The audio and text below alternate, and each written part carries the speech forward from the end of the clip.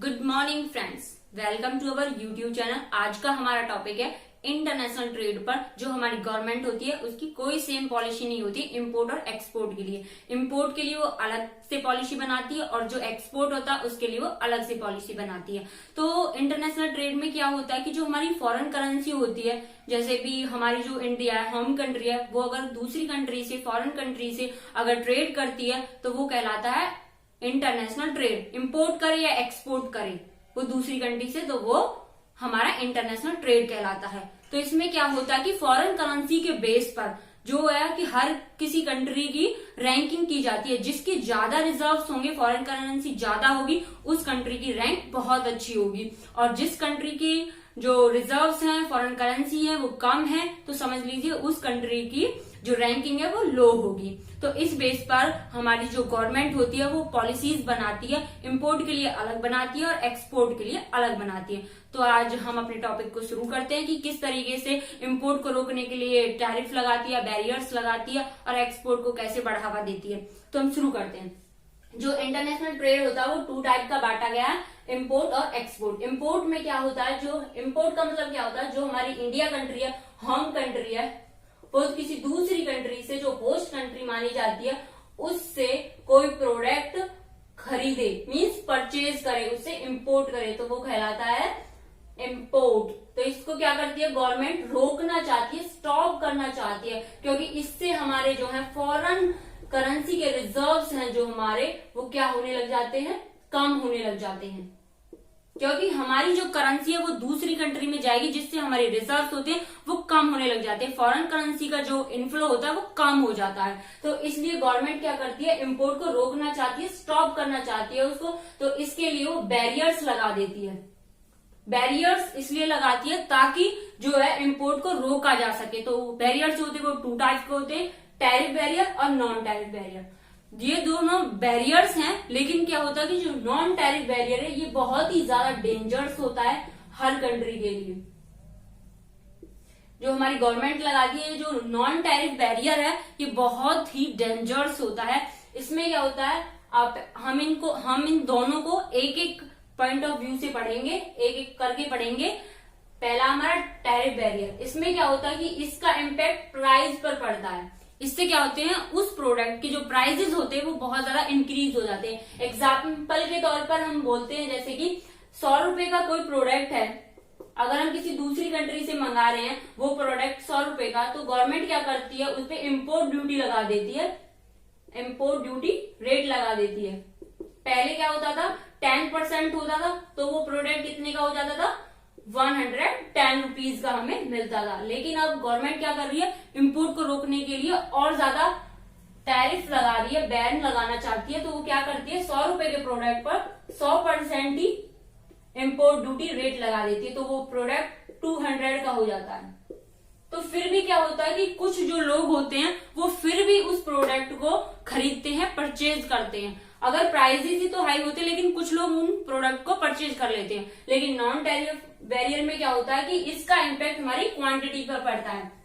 कि गवर्नमेंट क्या करती है कि लिमिट लगा देती है, लिमिट फिक्स कर देती है कि इससे ज्यादा प्रोडक्ट आप मंगा ही नहीं सकते। एग्जाम्पल के तौर पे जैसे गवर्नमेंट बोल देती है कि 1000 यूनिट का ये प्रोडक्ट है, मतलब कोई भी प्रोडक्ट है, मान लीजिए जैसे कि आपको कोई शूज मंगाने हैं बाहर कंट्री से, फॉरेन कंट्री से, तो क्या होगा कि 1000 जोड़ी है, 1000 पेयर्स हैं, बस उतने ही आप शूज मंगा सकते हो, उससे ज्यादा नहीं। मीन्स क्वांटिटी पर ही वो बैन लगा देती है, लिमिट फिक्स कर देती है क्वांटिटी पर, जिससे उससे ज्यादा प्रोडक्ट कोई परचेज नहीं कर सकता, इंपोर्ट नहीं कर सकता है। तो अब हम पढ़ते हैं एक्सपोर्ट को। फर्स्ट इंपोर्ट हमने अच्छे से पढ़ लिया है, अब सेकेंड है हमारा एक्सपोर्ट। एक्सपोर्ट का मीन क्या होता है कि जब हमारी कंट्री किसी फॉरेन कंट्री को एक्सपोर्ट करे अपना प्रोडक्ट, जैसे कि हम किसी एक प्रोडक्ट में स्पेशलिस्ट हो जाते हैं, तो उस प्रोडक्ट को क्या करते हैं, हम दूसरी कंट्री में एक्सपोर्ट करते हैं। तो अपने प्रोडक्ट को सेल करते हैं दूसरी कंट्री में, जिससे हमारी कंट्री में क्या होता है, फॉरेन करेंसी का इनफ्लो होने लग जाता है, कि हमारी जो कंट्री है उसकी रैंकिंग भी हाई होने लग जाती है, और जो इकोनॉमिक कंडीशन होती है वो हमारी इकोनॉमिक पावर भी ऊपर होने लग जाती है, इंक्रीज होने लग जाती है। तो इसमें क्या होता है कि गवर्नमेंट क्या करती है, एक्सपोर्ट को बढ़ाने के लिए एक्सपोर्ट को बढ़ावा देती है। इंपोर्ट को क्या कर रही थी, स्टॉप कर रही थी, रोक लगा रही थी, और एक्सपोर्ट पर क्या करती है, उसको बढ़ावा दे रही है, इंक्रीज कर रही है। तो उसको इंक्रीज करने के लिए जैसे इंसेंटिव प्रोवाइड कराती है। इंसेंटिव का मतलब होता है जैसे सब्सिडी दे देना, कि जैसे होता है ना कि गवर्नमेंट क्या करती है कि जैसे हमारी कंपनी है, हमारी कंट्री की कंपनीज हैं, तो उनको अगर बढ़ावा देने के लिए क्या करती है, जैसे प्रोडक्ट को भाई ये इको फ्रेंडली प्रोडक्ट है, ये बहुत ज्यादा होना चाहिए कंट्री में, प्रोडक्शन ज्यादा करो इस चीज का, ये अच्छी है हमारी कंट्री के लिए, तो उसके लिए क्या करती है, सब्सिडी दे देती है कि आप इतने प्रोडक्ट करोगे आपको इसमें फैसिलिटी मिल जाएगी, इस चीज की फैसिलिटी हो जाएगी। तो इस तरीके से एक्सपोर्ट को बढ़ाने के लिए इंसेंटिव प्रोवाइड कराती है गवर्नमेंट। तो इंसेंटिव को 2 टाइप्स में बांटा गया, एक्सपोर्ट ऑफ गुड्स। कुछ इंसेंटिव वो गुड्स पर प्रोवाइड कराती है और कुछ सर्विसेज पर। जो कंपनियां गुड्स का प्रोडक्शन करती है उनको MEIS मतलब merchandise export of India scheme provide करती है। ये जो भी गुड्स को प्रोड्यूस करते हैं उनके लिए ये इंसेंटिव प्रोवाइड करती है, और जो भी कंपनी सर्विसेज प्रोवाइड करती है उसके लिए ये इंसेंटिव प्रोवाइड करती है। SEIS का मीनिंग होता है service export of India scheme. इसके थ्रू गवर्नमेंट क्या करती है, हमारे एक्सपोर्ट को इंक्रीज करती है, उनकी हेल्प करती है कि आप इसका ज्यादा से ज्यादा प्रोडक्शन करें, आप इस प्रोडक्ट में बहुत अच्छे हैं, आप इस प्रोडक्ट को ज्यादा से ज्यादा सेल करें अदर कंट्री में, और इससे हमारी जो इकोनॉमी होती है, हमारी जो कंट्री होती है, उसकी रैंकिंग हाई होने लग जाती है। इंटरनेशनल ट्रेड करने के लिए गवर्नमेंट को बैरियर्स जो है वो हटाने चाहिए, ताकि इससे फॉरेन करेंसी का हमारी कंट्री में इनफ्लो हो सके। तो हम अब बात करते हैं कि कैसे जो हमारी गवर्नमेंट है वो नॉन टैरिफ को टैरिफ में कन्वर्ट करती है। अब मैंने आपको बताया था टैरिफ बैरियर और non tariff barrier. Tariff barrier जो थोड़ा कम डेंजरस होता है, लेकिन जो नॉन टैरिफ बैरियर है वो हमारी कंट्री के लिए बहुत ही ज्यादा डेंजरस होता है, क्योंकि वो क्वांटिटी पर लगता है, उसका जो इम्पैक्ट होता है वो क्वांटिटी पर पड़ता है। जो टैरिफ बैरियर है उसका इम्पैक्ट प्राइस पर पड़ता है। अब हम बात करते हैं टैरिफिकेशन क्या होता है। टैरिफिकेशन का मतलब होता है जो हमारा नॉन टैरिफ बैरियर होते हैं, नॉन टैरिफ बैरियर होते हैं, उनको गवर्नमेंट क्या करती है, कन्वर्ट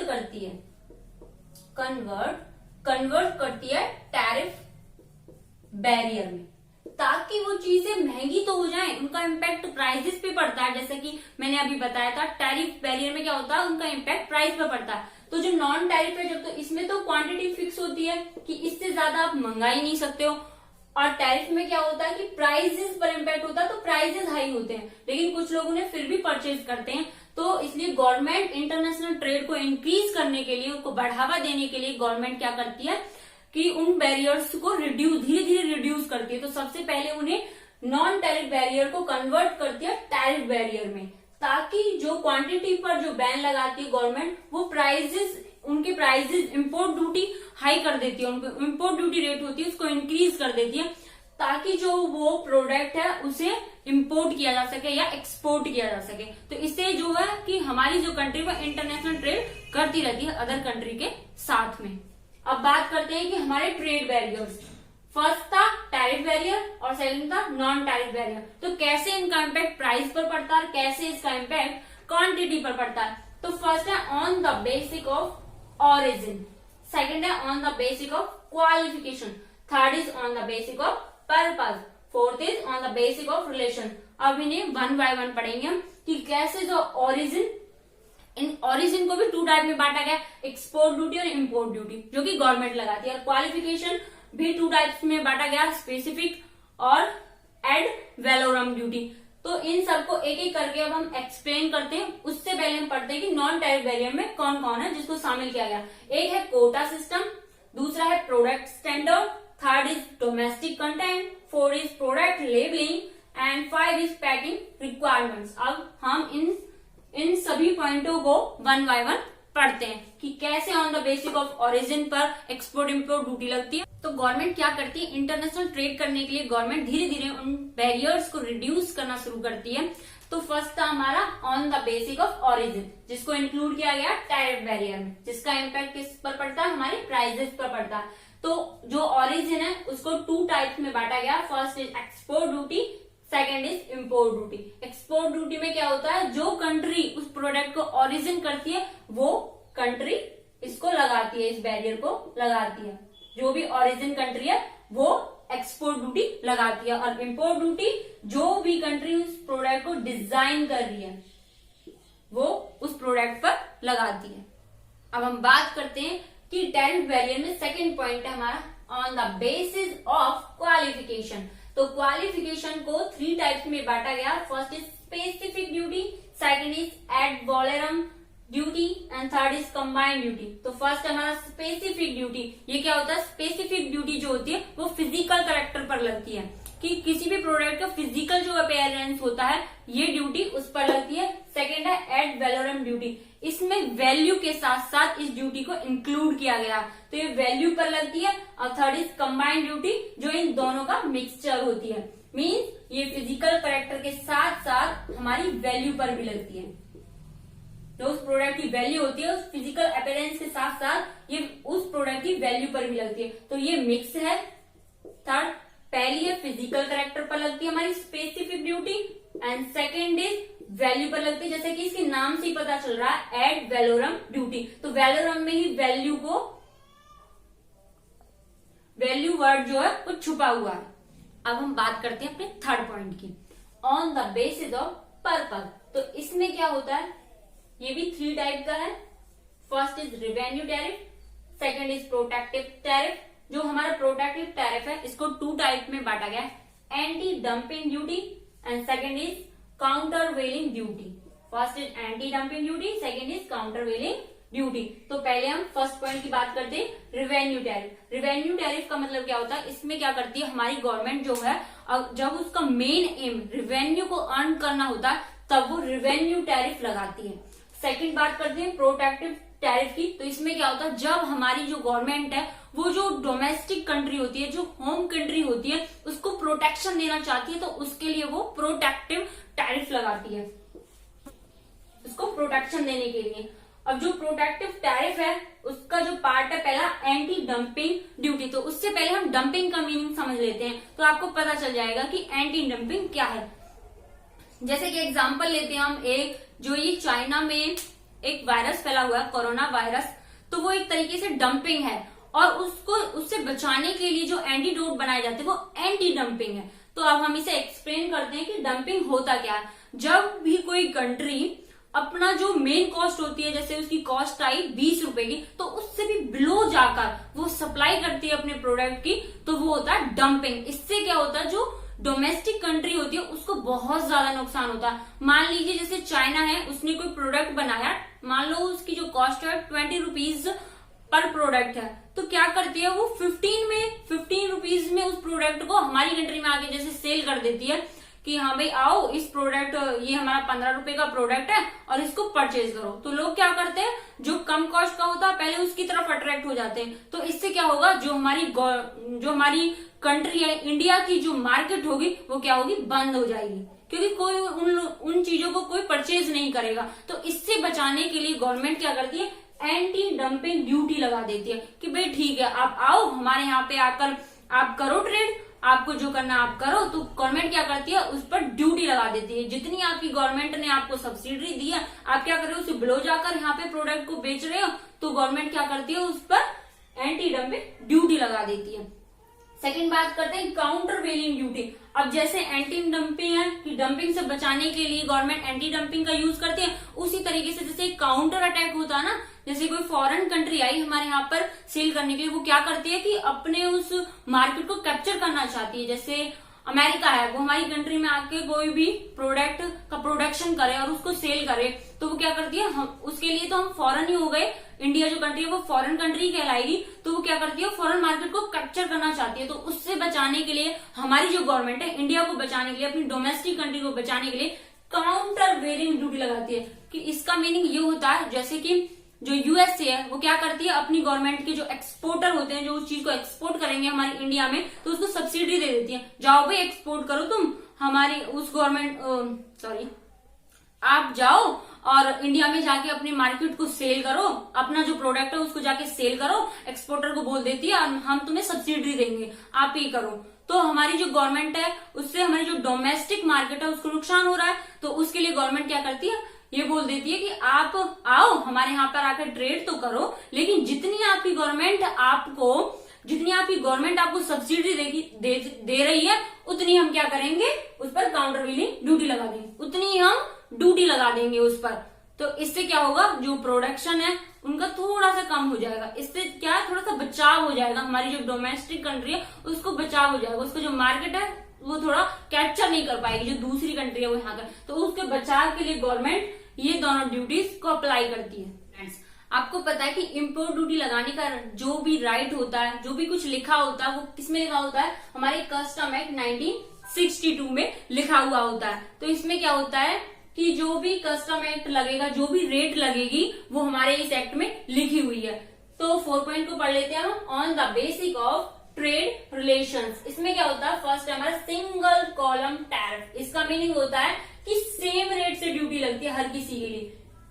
और सेकंड है डबल कॉलम टैरिफ। इसका मीनिंग ये है कि ये अलग अलग प्रोडक्ट पर अलग अलग रेट से ड्यूटी लगती है। मीन्स अगर लोअर रेट का कोई प्रोडक्ट है तो उस पर लोअर रेट से लगेगी ड्यूटी, और अगर कोई हायर प्रोडक्ट है तो उस पर हायर रेट से लगेगी ड्यूटी। तो इन दोनों को मैंने बता दिया। सिंगल कॉलम में सेम रेट से लगेगी, जो प्रोडक्ट होगा हर किसी के लिए वो उतने का ही होगा। और सेकंड पॉइंट है डबल कॉलम टैरिफ, जो लोअर रेट का होगा वो उस पर लोअर रेट से लगेगी, और जो हायर रेट का होगा उस पर हायर रेट से ड्यूटी लगेगी। अब हम बात करते हैं अपने सेकंड पॉइंट की, नॉन टैरिफ बैरियर्स की। ये भी एक तरीके से रुकावटें ही होती है, लेकिन ये क्वांटिटी पर लगती है। इसमें क्या होता है, ये बहुत ही ज्यादा डेंजरस होती है। इस पे क्या होता है, गवर्नमेंट क्या करती है कि लिमिट लगा देती है, आप इससे ज्यादा कोई भी प्रोडक्ट अदर कंट्री से इंपोर्ट नहीं कर सकते। तो इसमें 5 पॉइंट्स है जिनको इंक्लूड किया गया है। इसका इम्पैक्ट किस पर पड़ता है, नॉन टैरिफ का, क्वांटिटी पर। तो 5 पॉइंट्स हैं, अब इनको एक बार हम पढ़ लेते हैं। फर्स्ट है हमारा कोटा सिस्टम। तो इसमें क्या करती है कंट्री, जो हमारी कंट्री है वो कोटा सेट कर देती है कि इससे ज्यादा प्रोडक्ट आप मंगा ही नहीं सकते हो, इससे ज्यादा यूनिट्स हैं वो आप मंगा ही नहीं सकते हो, वो सेट कर देती है। सेकंड पॉइंट है हमारा प्रोडक्ट स्टैंडर्ड। जैसे कि नाम से ही पता चल रहा है कि इसमें क्या करती है गवर्नमेंट, स्टैंडर्ड सेट कर देती है कि आप इससे बिलो जाकर कोई भी प्रोडक्ट इंपोर्ट नहीं कर सकते। Third point is domestic content requirements. इसमें क्या करती है गवर्नमेंट, ये बोलती है, जैसे कि एग्जाम्पल के तौर पे समझेंगे हम इसे, कि जैसे कि मान लीजिए कोई टाटा कंपनी है, वो क्या करती है, टाटा कंपनी है वो कोई भी प्रोडक्ट मैन्युफैक्चर कर रही है और क्या करती है, जैसे कि उसका जो रॉ मटेरियल वो स्टील का है, तो वो क्या करती है अदर कंट्री से उस स्टील को क्या करती है इंपोर्ट करती है। तो फिर क्या होता है कि जैसे वो अपना प्रोडक्ट बना रही है तो उसको धीरे धीरे लॉस होने लग जाता है। तो वो क्या करती है गवर्नमेंट से हेल्प मांगने के लिए जाती है टाटा कंपनी, बोलती है कि भाई आप हमारी हेल्प कीजिए, गवर्नमेंट से बोलती है। तो गवर्नमेंट उसको बोलती है कि आपकी हम हेल्प तो करेंगे, लेकिन आपको एक प्रॉमिस करना होगा कि आप जो भी स्टील जो अदर कंट्री से इंपोर्ट कर रहे हैं वो आप अपनी डोमेस्टिक कंट्री से ही इंपोर्ट करेंगे, तभी हम आपकी हेल्प करेंगे। तो जैसा कि नाम से ये डोमेस्टिक कंटेंट रिक्वायरमेंट, कि डोमेस्टिक की रिक्वायरमेंट के अकॉर्डिंग आपको काम करना होगा। 4 है हमारा पॉइंट प्रोडक्ट लेबलिंग। इसमें जो हमारी गवर्नमेंट है वो बोल देती है कि अगर आप कोई भी प्रोडक्ट अदर कंट्री से इंपोर्ट कर रहे हैं तो उस पर लेबल लगा होना चाहिए। अगर लेबल नहीं लगा होगा उस प्रोडक्ट पर तो क्या करेगी जो गवर्नमेंट है वो इंपोर्ट को बंद कर देगी, कह देगी आप इंपोर्ट नहीं कर सकते अगर उस प्रोडक्ट पर लेबल। अब 4 पॉइंट है हमारा प्रोडक्ट लेबलिंग। इसमें क्या करती है हमारी गवर्नमेंट बोल देती है कि अगर आपको प्रोडक्ट दूसरी कंट्री से अदर कंट्री से इंपोर्ट करना है तो आप क्या करोगे कि जो भी उस कंट्री से आप प्रोडक्ट मंगा रहे हो उस प्रोडक्ट पर अगर लेबल नहीं लगा होगा तो उस प्रोडक्ट को इंपोर्ट नहीं करने देगी। अगर उस प्रोडक्ट पर लेबल है तो ही उसको इंपोर्ट किया जाएगा।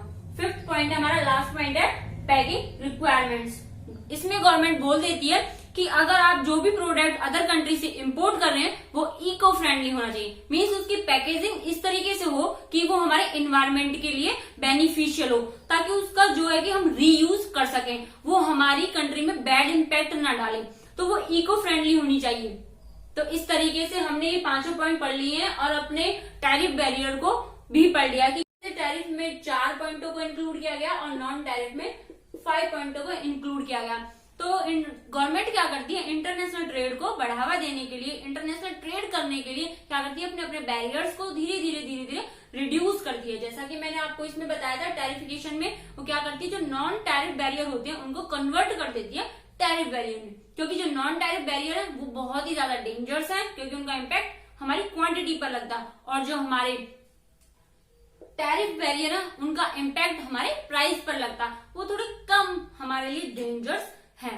तो अगर आपको मेरी वीडियो पसंद आई है तो इसे लाइक करें, शेयर करें और सब्सक्राइब करना ना भूलें। Thank you.